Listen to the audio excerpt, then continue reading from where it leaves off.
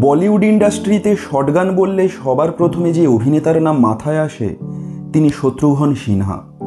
নিজ অভিনয় নৈপুণ্যের জাদুতে অগণিত দর্শক মনে তিনি নিজের জায়গাকে পাকা করেছিলেন। टाइगर नहीं कहते।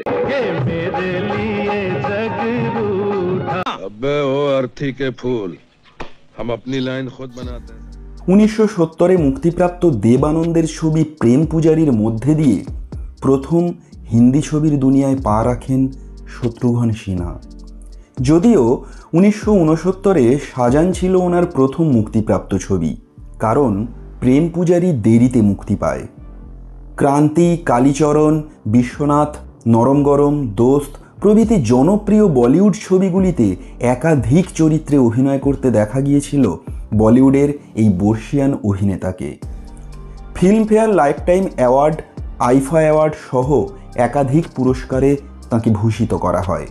1946-এর 27শে জুন বিহারের পাটনায় জন্মগ্রহণ করেন শত্রুঘ্ন সিনহা। তিনি কেবল একজন দক্ষ অভিনেতাই নন, একজন সফল রাজনীতিবিদও বটে। ছোট থেকেই গান শুনতে তিনি খুব ভালোবাসতেন।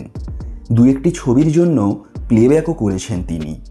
তবে আপনারা জেনে অবাক হবেন যে ভারতীয় সঙ্গীত জগতের দুই উজ্জ্বল নক্ষত্র মোহাম্মদ রফি ও লতা মঙ্গেশকরের সঙ্গেও একটি গানে কণ্ঠ দিতে শোনা গিয়েছিল শত্রুঘ্ন সিনহাকে।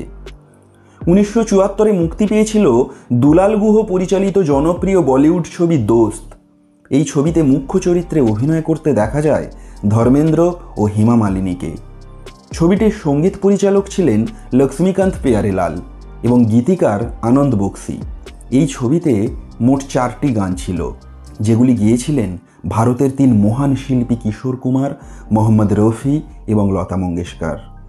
এর মধ্যে একটি গানে মোহাম্মদ রফি ও লতাজির সঙ্গে কণ্ঠ দিতে শোনা গিয়েছিল শত্রুঘ্ন সিনহাকে। চলুন দুর্লভ সেই গানটির কিছু অংশ শুনে নেওয়া যাক।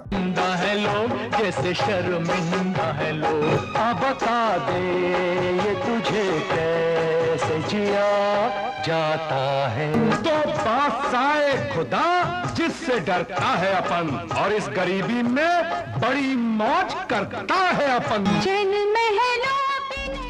গানটি বেশ আবেগ দিয়েই গেয়েছিলেন শত্রুজি। তবে গানটি রেকর্ড করতে প্রথমে রাজি ছিলেন না তিনি, কারণ মোহাম্মদ রফি ও লতা মঙ্গেশকরের সঙ্গে একজন নবাগত অভিনেতার পক্ষে কণ্ঠ মেলানো খুব একটা সহজ কাজ নয়। কিন্তু রফি ও লতাজির উৎসাহেই তিনি গানটি গাইতে রাজি হন। এছাড়াও কয়েকটি ছবির জন্য প্লেব্যাক করেছিলেন শত্রুঘ্ন সিনহা।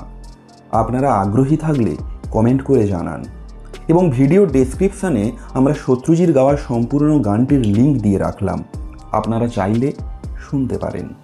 ধন্যবাদ।